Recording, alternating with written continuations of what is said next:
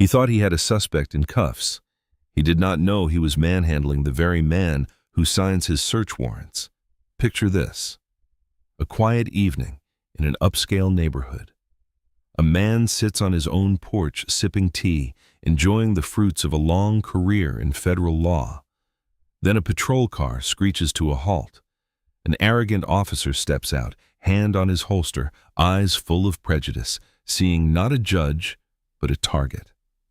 What happens next is a masterclass in patience, a shocking display of abuse, and the most satisfying career-ending karma you will ever hear. You think you know how this ends? You have no idea. Stay tuned, because Officer Vance Harlan is about to learn that justice is blind, but it is not deaf. The heat of the Georgia afternoon had finally broken, leaving behind a honey-colored twilight that draped over the manicured lawns of Oak Creek Estates. It was the kind of silence that cost money. The neighborhood was a sprawling labyrinth of colonial revivals and modern farmhouses set far back from the road behind weeping willows and rigid oak trees. For Julian Hayes, this silence was not just a luxury, it was a necessity. In his mid-50s, Julian carried the weight of the federal bench on his shoulders. As a federal magistrate judge for the Northern District, his days were consumed by bond hearings, warrant applications, and the grim, endless parade of human error that flowed through the courthouse.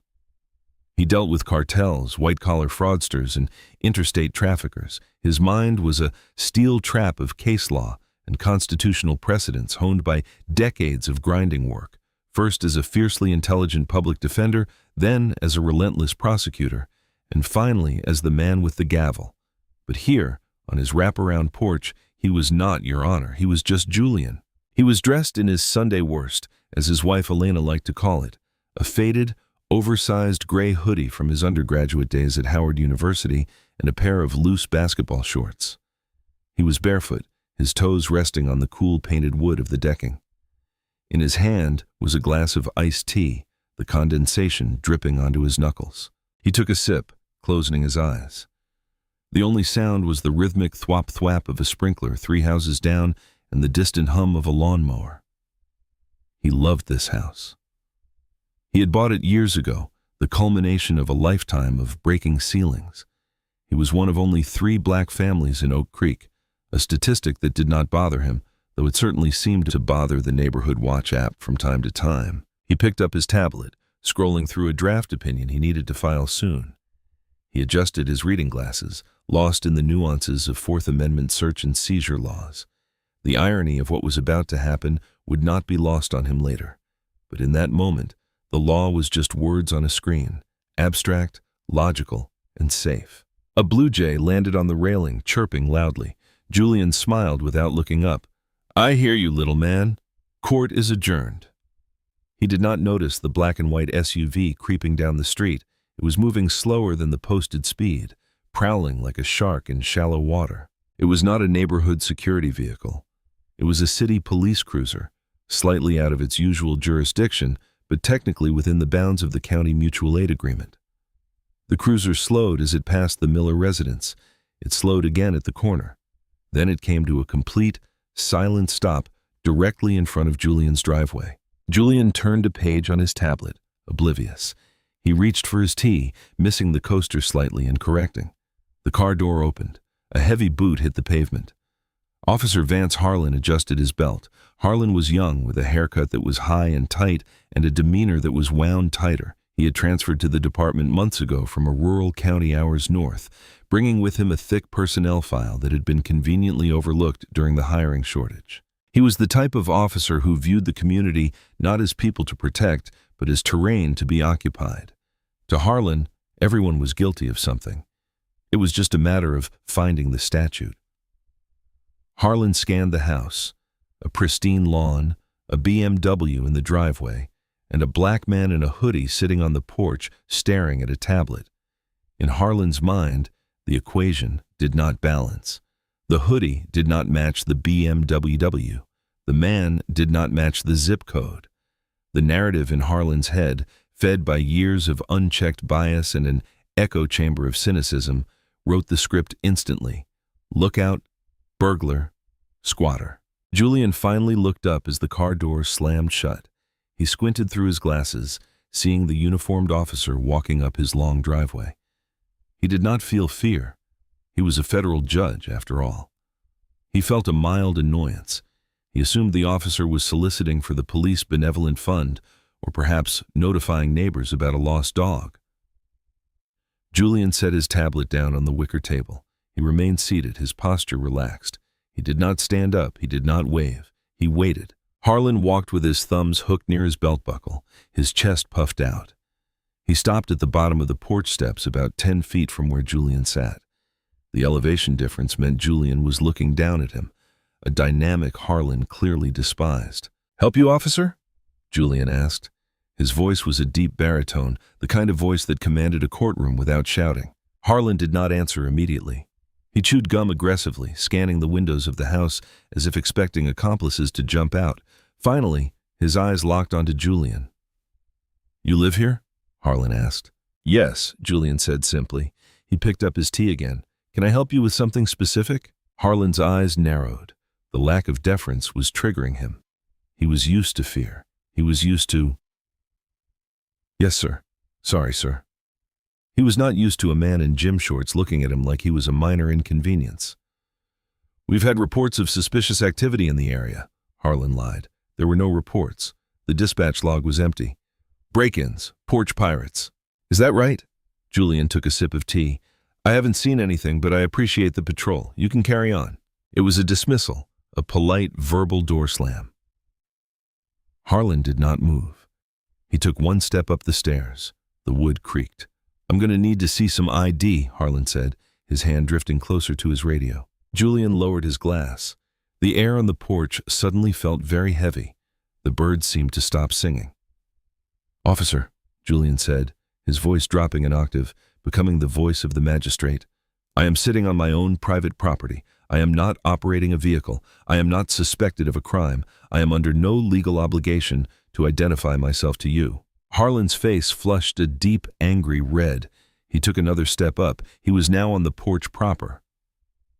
"I'm conducting an investigation," Harlan snapped. "And you fit the description of a suspect we're looking for." "Which suspect?" Julian challenged, his eyes hard behind his spectacles. "What description? Be specific, officer. Height, weight, clothing, or is the description just black man in Oak Creek?" "Don't get smart with me," Harlan pointed a finger. "Stand up. Hands where I can see them." "My hands are right here," Julian said, gesturing with the tea glass. "And I'm not standing up. You are trespassing. Unless you have a warrant or probable cause that a crime is being committed right now, I suggest you turn around and walk back to your vehicle." It was the tipping point for Officer Vance Harlan. This was not about the law anymore. It was about dominance. It was about a man he viewed as lesser daring to quote the rules. Harlan unclipped the retention strap on his holster. He did not draw the gun, but the threat was explicit. He reached for his radio with his other hand. "Dispatch, show me out at 442 Oak Creek. I've got an uncooperative subject, possible 1080. Julian shook his head, a look of profound pity crossing his face. "You are making a mistake," he said softly. "A very expensive, life-altering mistake."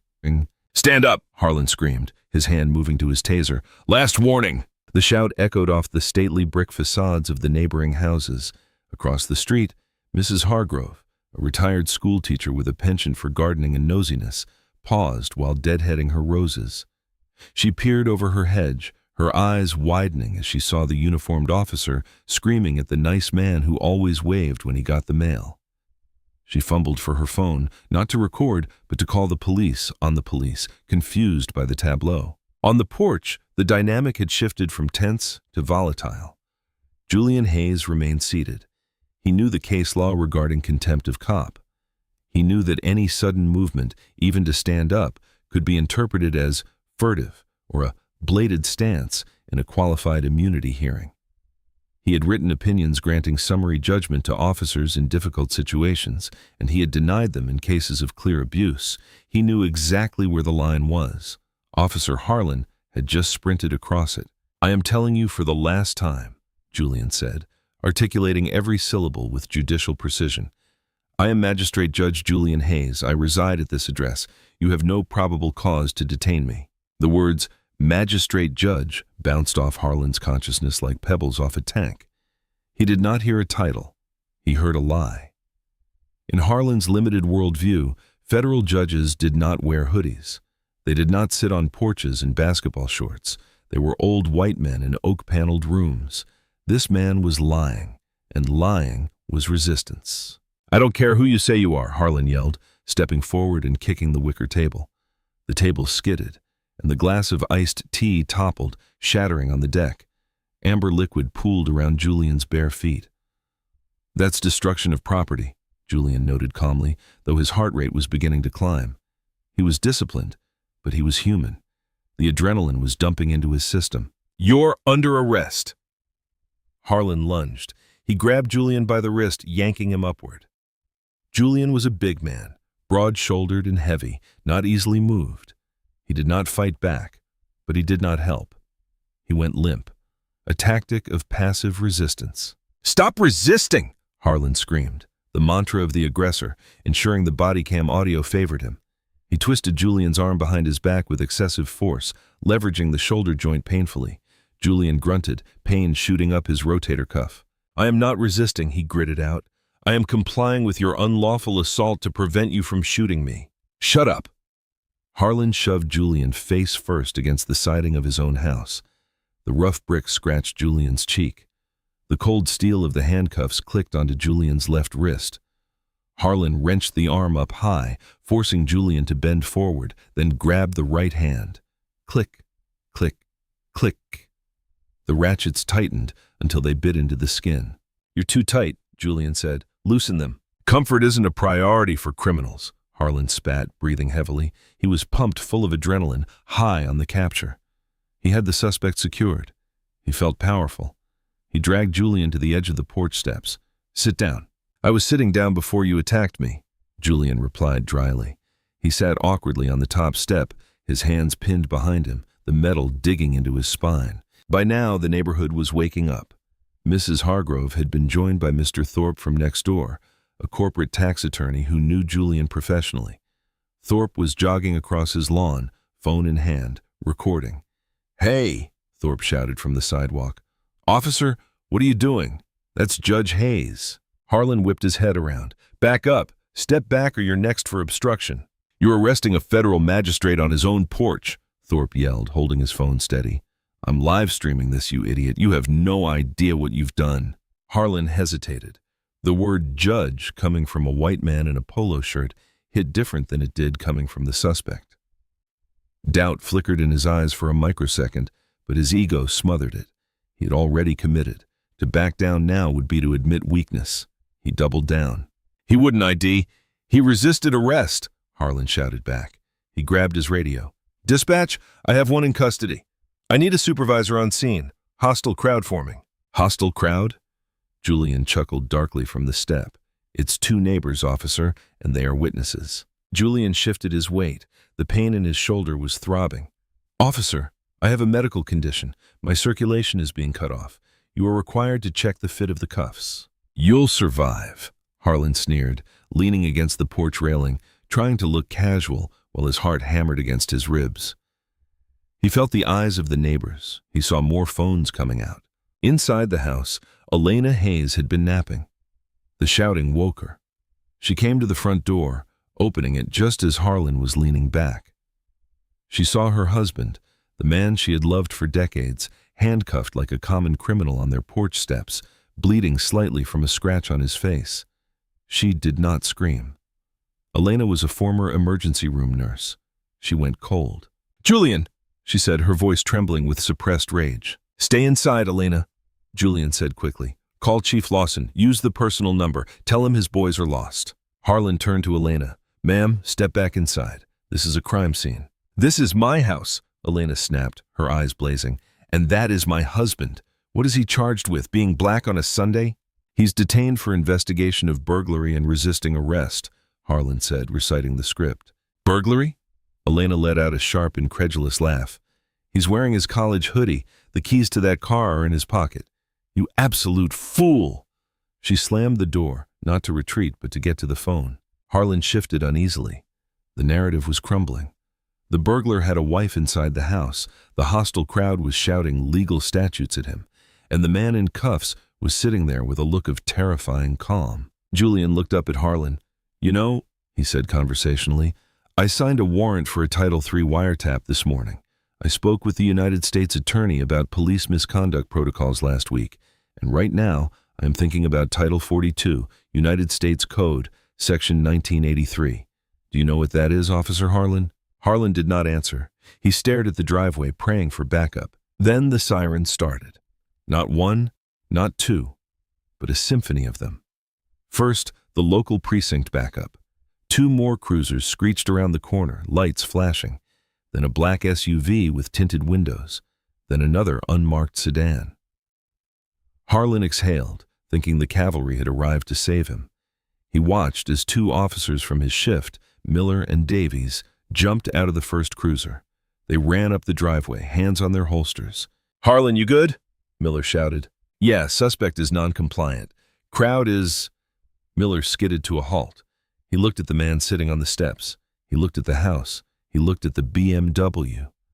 He looked at Julian's face. Miller's face drained of color.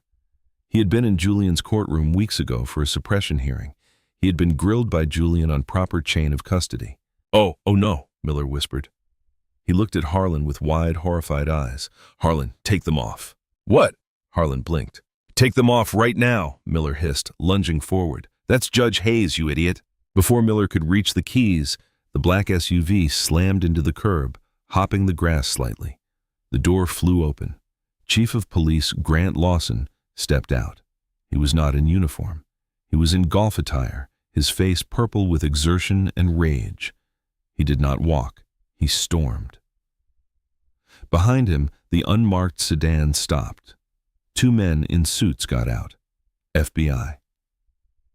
They had been working a case with Julian and were nearby when Elena called. Harlan froze. He saw his chief sprinting up the lawn. He saw the suits. He looked down at Julian. Julian looked up, a small, wintry smile playing on his lips. "Hello, Grant," Julian said calmly to the chief of police. "Your officer here seems to think I'm a burglar." Chief Lawson did not look at Julian. He looked at Harlan, and the look he gave him was enough to wither a soul. "Officer Harlan," Lawson said, his voice terrifyingly quiet, "if you do not have those cuffs off in the next 3 seconds, I will personally throw you through that window." The silence that followed Chief Lawson's threat was heavier than the humid Georgia air. It was a suffocating, dense silence that seemed to press down on Officer Vance Harlan's chest. Harlan's hands shook. The adrenaline that had fueled his aggression moments ago had curdled into a cold, sickly dread. He fumbled for the handcuff key on his belt, his fingers slipping on the metal. He could not find the slot. "Give me that!" Officer Miller snarled, snatching the keys from Harlan's trembling hand. Miller did not look at Harlan. He could not. The second-hand embarrassment and the sheer terror of the situation made him want to vanish. Miller moved behind Julian, his movements gentle, almost apologetic. Click. The ratchet released. Julian Hayes did not rub his wrists immediately. He did not gasp. He stood up slowly, unfolding his frame with a dignity that made the police uniform look like a clown suit. He brought his hands in front of him, inspecting the deep red indentations where the metal had bitten into his skin.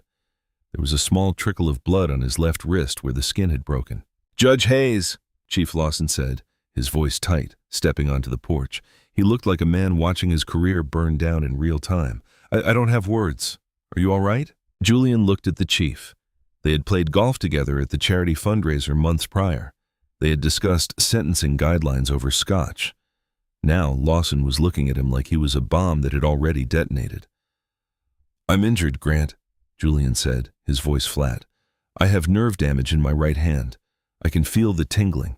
That's going to make signing your search warrants difficult next week." Lawson winced. "We'll get paramedics immediately. Miller, call EMS." "No," Julian raised a hand. "Not yet." Julian turned his gaze to Harlan. The young officer had backed down the steps and was standing on the grass, looking small. But even now the arrogance lingered. Harlan was whispering to his partner, pointing at Julian, mouthing the words, "He wouldn't ID." "Officer Harlan," Julian called out.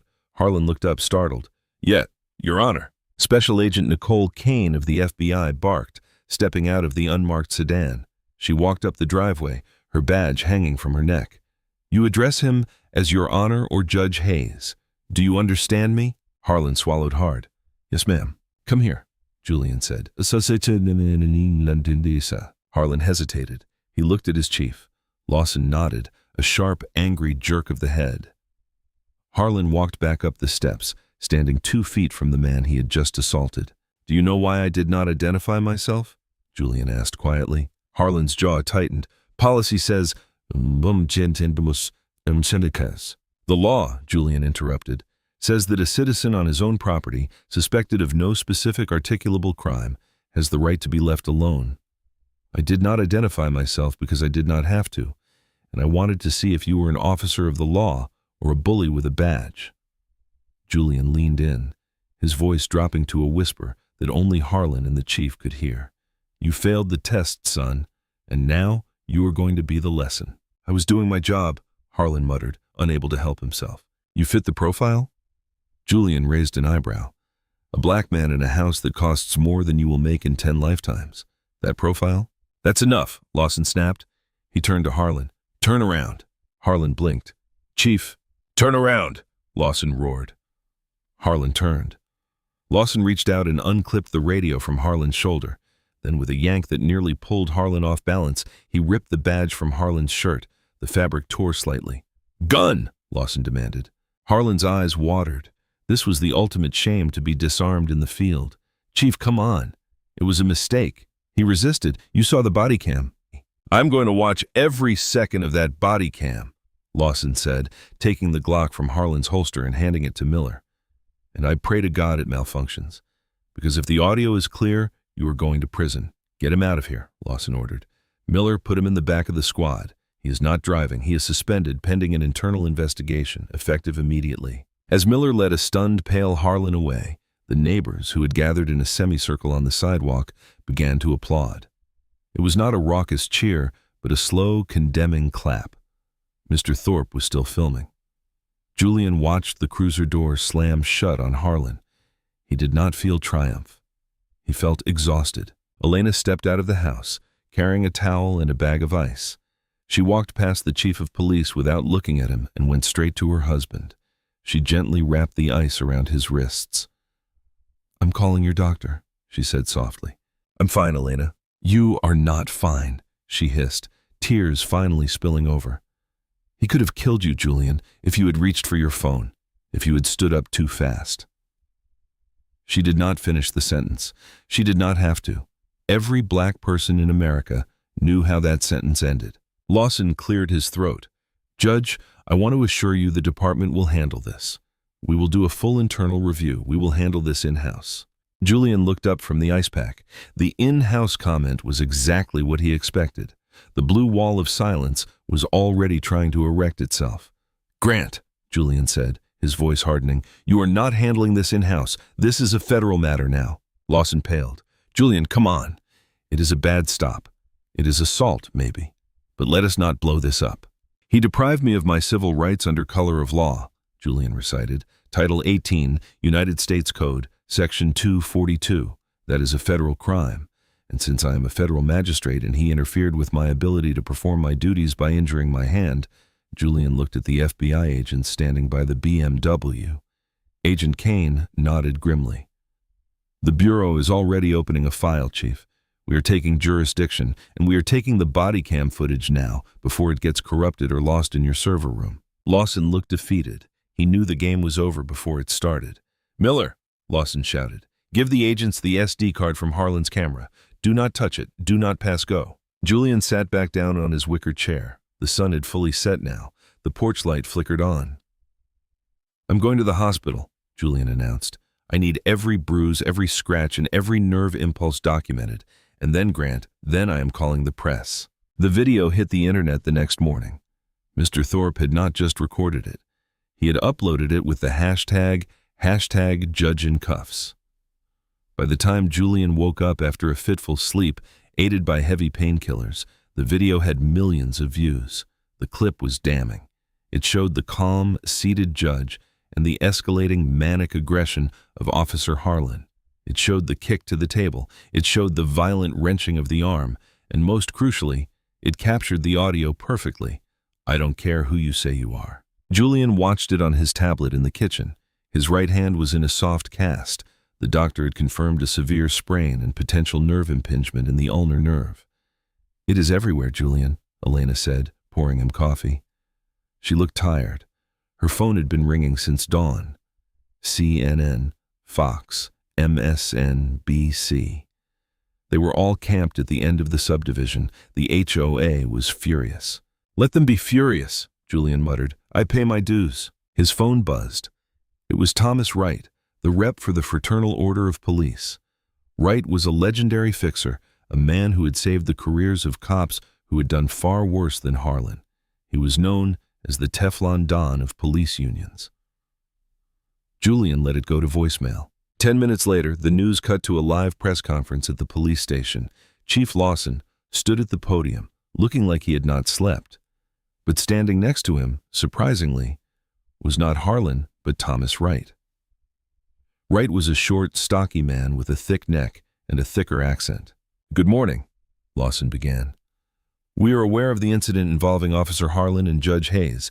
We take these allegations seriously. Wright stepped in, practically elbowing the chief aside.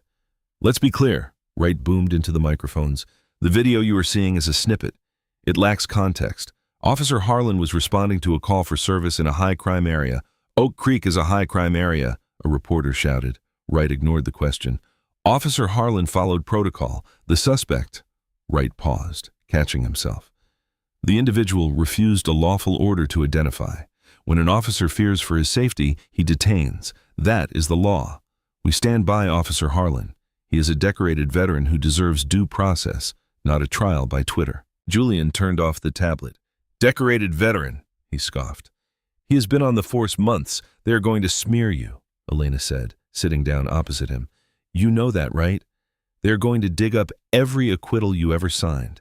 They are going to find that speeding ticket from years ago. They are going to say, you hate cops. I do not hate cops, Julian said, standing up. I hate bad ones, and Wright just made a tactical error. What error? He doubled down, Julian said, a glint of the prosecutor returning to his eyes.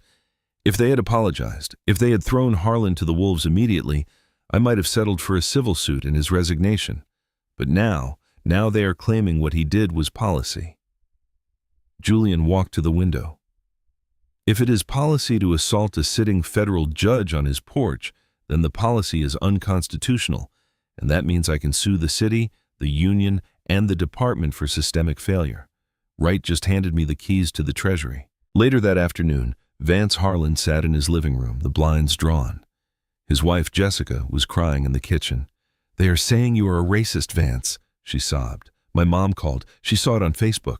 I am not a racist, Harlan shouted, throwing a beer can against the wall. It dented the drywall, leaving a wet stain. I did not know who he was. If he had just shown me his ID, none of this would have happened. Harlan truly believed this. In his mind, he was the victim. He had been set up. The judge had baited him. It was a trap. His phone rang. It was Wright. Vance, listen to me, Wright said. Stay inside. Do not talk to anyone. We are putting you on paid administrative leave. Paid? Harlan asked, hopeful. Yeah, it is a vacation, kid. We're going to spin this. We found some dirt on the judge. He represented a Black Panther member back in the day as a public defender. We are going to paint him as an anti-police radical who provoked you. Can you do that? Harlan asked. Watch me, Wright said. Just keep your mouth shut. The DA is up for re-election. He needs the union's endorsement. He will not press charges. I promise you that. You will be back on patrol in months. Harlan hung up, feeling a surge of relief. The system was working. The blue wall was holding. But across town, in the sterile, glass-walled conference room of a high-end law firm, Julian Hayes was assembling his own wall. He was not representing himself. That was a fool's errand. He had hired Charlotte Kane, a shark of a civil rights attorney who had made millions suing police departments in Chicago and New York. She was sharp, vicious, and theatrical. Wright is playing the bad apple defense in reverse, Charlotte said, pacing the room. He is trying to say the apple is good and the orchard is dangerous. He is going to attack your character. Let him, Julian said, examining his cast. I want to file the Section 1983 suit tomorrow morning. but I want something else. What? I want the internal affairs file on Harlan, the one from his previous department, the rural county up north. We cannot get that without a subpoena, and that will take months, Charlotte said. No. Julian smiled. I have a friend in the clerk's office up there, a favor from a federal trafficking case I presided over. Rumor is, Harlan did not transfer voluntarily. He was allowed to resign to avoid prosecution. Charlotte stopped pacing. Her eyes widened. If that is true, and Lawson hired him anyway, then it is Monell liability. Julian finished the thought. It proves the department has a custom and practice of hiring dangerous officers and ignoring red flags. It blows the cap off the damages. And, Charlotte added, a wicked grin spreading across her face, it means Chief Lawson knew he was handing a loaded gun to a ticking time bomb. Julian nodded. The union thinks they are fighting a PR battle. They do not realize they are walking into a federal buzzsaw. The intercom buzzed. Judge Hayes, Agent Kane is on line 1. Julian picked up the phone. Agent Kane. Judge. Kane's voice was clipped. We just executed a search warrant on the police department server room, and the body cam footage from the 2 backup officers, the ones who arrived right before the chief, deleted. Attempted scrub 15 minutes ago. Julian closed his eyes and exhaled slowly. They just added obstruction of justice and tampering with evidence to the list, did they not? It gets better, Kane said. The login credentials used to delete the footage? They belong to Chief Lawson. Julian opened his eyes. The game had just changed. It was not just about a racist cop anymore. It was about a conspiracy.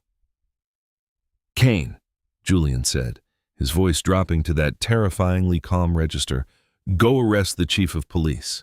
The following Monday morning, the Oak Creek Police Department was operating with a nervous energy. The Judge incident, as it was being whispered in the break room, hung over the precinct like a toxic cloud. Chief Grant Lawson sat in his office staring at his computer screen. He had spent the weekend making calls to the mayor, to Union Rep Thomas Wright, even to a friend in the district attorney's office. He had been assured that the glitch in the server logs would hold up. He had been told that the FBI was bluffing, that they would not raid a local police station over a misunderstanding involving a magistrate. He was wrong. At mid-morning, the front double doors of the precinct burst open. It was not a subtle entry. 12 agents in windbreakers emblazoned with FBI fanned out across the lobby. They did not stop at the reception desk. They moved with the synchronized precision of a military unit. Agent Nicole Kane led the charge, holding a folded piece of paper that Lawson recognized instantly, a federal search and seizure warrant. Nobody moves. Hands off keyboards. Step away from your desks, Kane bellowed, her voice echoing off the tile floors. The station froze. Dispatchers stopped typing. Patrol officers mid-coffee raised their hands. Lawson stood up, his chair scraping loudly against the floor. He opened his office door just as Kane kicked the outer gate open. Agent Kane! Lawson tried to muster his command voice, but it cracked. This is highly irregular. You cannot just barge in here. Chief Grant Lawson, Kane said, ignoring the protest entirely. You are under arrest for obstruction of justice, tampering with federal evidence, and conspiracy to deprive civil rights. The silence in the station was absolute.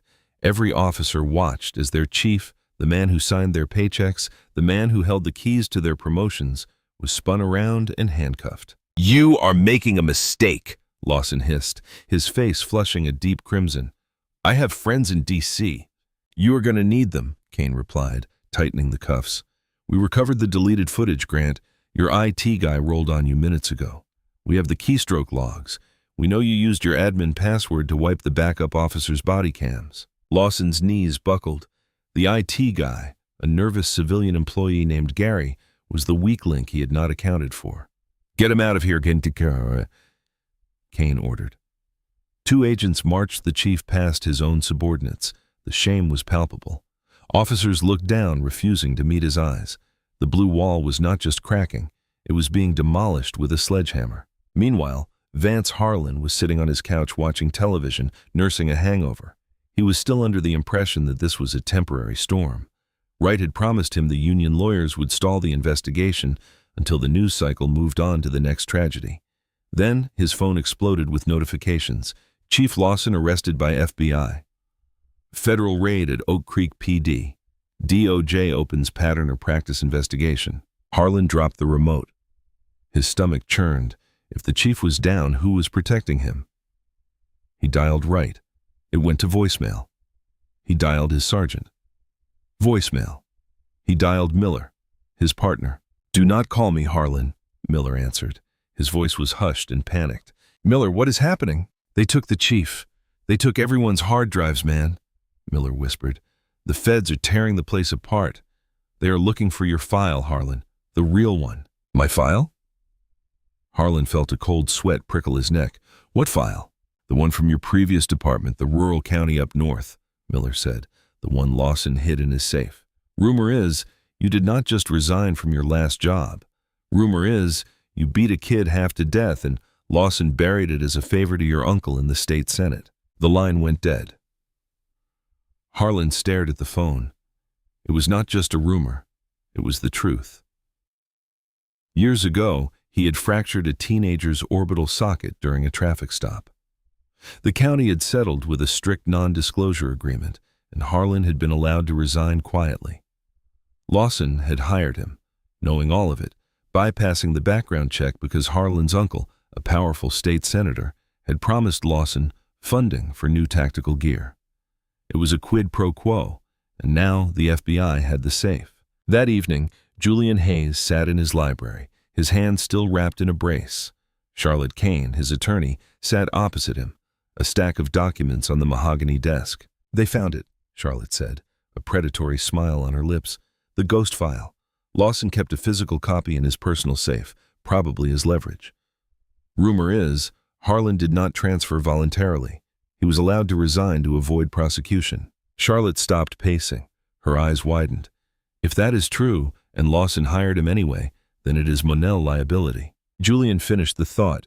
"It proves the department has a custom and practice of hiring dangerous officers and ignoring red flags. It blows the cap off the damages. And," Charlotte added, a wicked grin spreading across her face, "it means Chief Lawson knew he was handing a loaded gun to a ticking time bomb." Julian nodded. "The union thinks they are fighting a PR battle. They do not realize they are walking into a federal buzzsaw." The intercom buzzed. "Judge Hayes, Agent Kane is on line 1. Julian picked up the phone. "Agent Kane?" "Judge?" Kane's voice was clipped.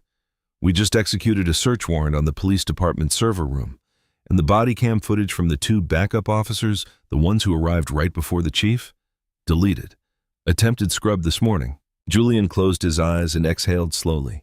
"They just added obstruction of justice and tampering with evidence to the list, did they not?" "It gets better," Kane said.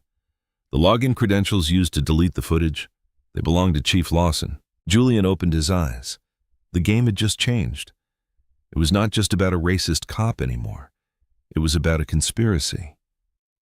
"Kane," Julian said, his voice dropping to that terrifyingly calm register, "go arrest the chief of police." The fallout was swift and brutal. The civil trial did not even happen. Harlan's insurance company refused to cover him because his actions were deemed willful and malicious, falling outside the scope of his policy. Without a defense fund, Harlan was forced to settle. The terms were draconian. 1, a public apology. Harlan had to read a prepared statement written by Julian on camera, admitting to racial profiling and excessive force. 2, asset seizure. The house was sold. The proceeds went to a legal defense fund for victims of police brutality. The truck was seized. 3, the bar. Harlan was permanently decertified. He could never work in law enforcement or private security again, not even as a mall cop. Months later, the for sale sign was pulled out of the lawn of Harlan's modest ranch house. Julian Hayes sat in his car across the street, watching. A moving truck was loaded up. Vance Harlan, wearing jeans and a t-shirt, carried a box of clothes to a rusted sedan. His wife was already in the car, refusing to look at him. She was leaving him, moving back to her parents. The financial strain had broken the marriage. Harlan looked up and saw the BMW. He saw Julian watching him. There was no anger left in Harlan's face, just a hollow, haunting realization that he was the architect of his own hell. Julian did not smile. He did not wave. He just put the car in drive and pulled away, heading back to Oak Creek. He had court in the morning. The wheels of federal justice are known to grind slowly, but when they finally catch traction, they pulverize everything in their path. 18 months after the incident on the porch, the landscape of Oak Creek had been fundamentally altered. The Department of Justice had descended upon the town like a storm, tearing through the police department's records with forensic precision. The blue wall that Chief Grant Lawson had spent a decade constructing was not just breached, it was demolished brick by corrupt brick. The federal consent decree was the first domino. It mandated independent oversight, body camera audits for every shift, and a complete purge of the department's hiring practices. But the true climax came in the sterile, wood-paneled courtroom of the federal district court, Julian's own workplace, though he sat in the gallery this time, a silent observer to the dismantling of a tyrant. Grant Lawson, stripped of his uniform and his pride, looked small in his cheap suit. He had pleaded guilty to 1 count of deprivation of rights under color of law and 1 count of obstruction of justice. "Mr. Lawson," Judge Harrison said from the bench, "you treated a public office as a private fiefdom. You are not a protector of the peace. You are a vandal of the Constitution. The sentence was years in a federal correctional institution, no parole." As the marshals clicked the handcuffs onto Lawson's wrists, Julian simply watched, his face a mask of stone. Justice was being served. But for Julian Hayes, true closure did not come from a courtroom. It came from the quiet, painful work of rebuilding. His right hand had healed, but the nerve damage was permanent, a constant pins and needles sensation in his thumb. It was a daily reminder. Every time he picked up his gavel, he felt the ghost of Vance Harlan's handcuffs. He used that feeling to ensure no officer in his courtroom ever got away with a bad stop again. The civil settlement from the city had been historic. Millions. Julian had not kept a dime. He used the entire sum to establish the Hayes Legal Defense Initiative, a nonprofit dedicated to providing top-tier representation for victims of police misconduct. It was a war chest that ensured no officer like Vance Harlan would ever feel safe hiding behind a badge again. It was a Tuesday evening in November when Julian finally saw the end of the story. Driving home from the clinic, he pulled into a dilapidated stop-and-go for gas. He walked inside for a receipt, the fluorescent lights buzzing overhead. The clerk was stocking cigarettes, his back turned. He wore a faded red vest, his posture slumped and defeated. "Excuse me," Julian said. "Pump 4 did not give me a receipt." The clerk froze. He turned slowly. It was Vance Harlan. The transformation was shocking. He looked years older. His arrogant sneer was gone, replaced by a hollow, haunted look. Harlan looked at Julian, then darted his eyes down, unable to meet the judge's gaze. He slid the receipt through the metal slot of the bulletproof glass. "How are you, Vance?" Julian asked softly. I'm working, sir," Harlan whispered. "The bank took the house. My wife left. I'm trying to start over." Julian nodded. He could have gloated, but he did not. "Life is long, Vance. You have time to be a different man, but you have to choose to be him every single day." "I'm sorry," Harlan said, a single tear tracking through his stubble. "I did not know." "You did not know who I was," Julian corrected him, "but you should have known who you were supposed to be." Julian walked out into the cold night. He got into his car and drove away, leaving Harlan behind the glass. He was going home to his wife, his porch, and his peace. The court was finally adjourned. And that, everyone, is how the gavel finally drops. Vance Harlan thought his badge gave him the right to be a bully, but he learned the hard way that true power does not come from a gun. It comes from the truth.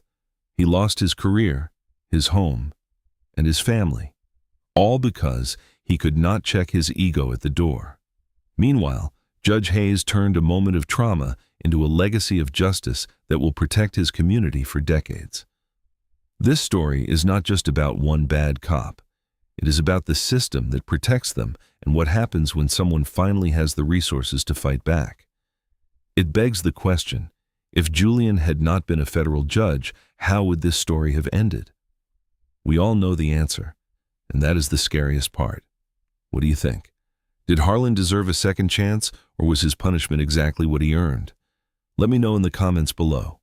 I read every single one, If you enjoyed this story of high-stakes justice and karma, please smash that like button. It really helps the channel grow. And if you have not already, subscribe and hit the notification bell so you never miss a story. We post new true crime and justice sagas every week. Thanks for watching, and remember, the truth always comes out in the end.